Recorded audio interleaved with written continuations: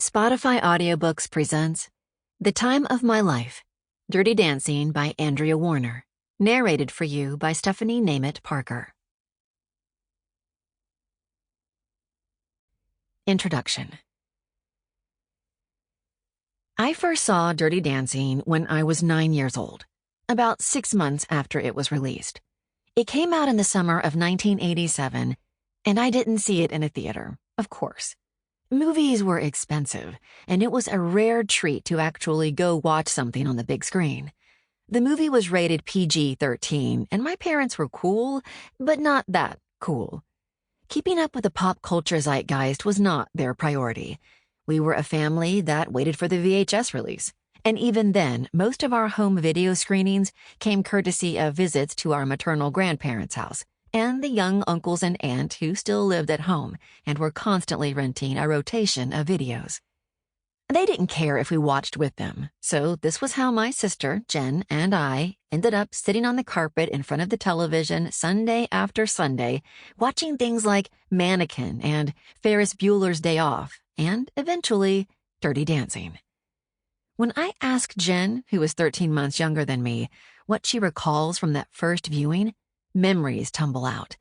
Oh my God, it was so awkward because it was so sexy and everyone was in the room with us. I was dying. It's the kind of moment you can't know is embarrassing until it's happening to you, but you never forget it. The first multi-generational family movie screening that ends up playing a small part in your sexual awakening, they don't make a mug for that, but they should. I remember the discomfort of watching this with my family. It felt like I'd swallowed some kind of twin nightmare. A lava monster full of hormones, accompanied by an ice-cold anxiety ghost. I was queasy and afraid of the rush in my body that I was certain everyone could see. What if my aunt and uncles drew attention to us watching this, laughing at us squirming in our seats? What if my parents or grandparents overheard and walked into the room? What if they said we were too young and turned off the television? I held my breath and felt the blush crawl up my cheeks, feeling sick and thrilled simultaneously. It wasn't like Dirty Dancing was the first time I'd felt stirred by sexy content either.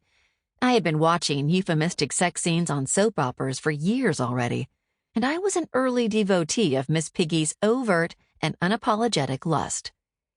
My childhood best friend and I put my Barbies through all kinds of pseudo-sexual situations, rubbing smooth plastic crotches against smooth plastic crotches. Sample complete. Ready to continue?